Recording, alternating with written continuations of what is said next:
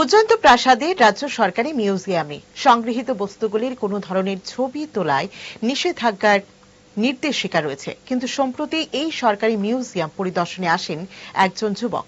তিনি মিউজিয়ামের ভেতরের ভিডিও তোলেন এবং এগুলি প্রকাশ্যে আনেন, আর তা নিয়ে দেখা দিয়েছে বিতর্ক ও প্রশ্ন। নিষেধাজ্ঞা থাকা সত্ত্বেও কিভাবে সংশ্লিষ্ট ওই যুবক এই সরকারি মিউজিয়ামের ভেতরের ছবি তুলে প্রকাশ্যে আনলেন?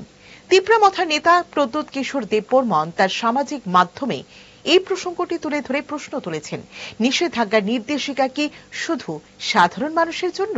যদি তা না হয়, তাহলে ওই যুবককে কে বা কারা অনুমতি দিয়েছেন মিউজিয়ামের ভেতরের ছবি তোলার?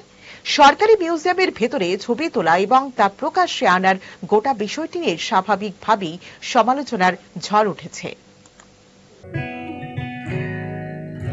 জুড়ে থাকে বাঁধন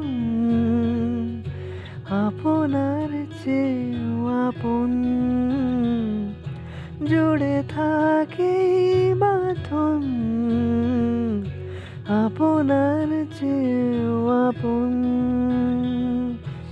আপনার চেয়েও আপন।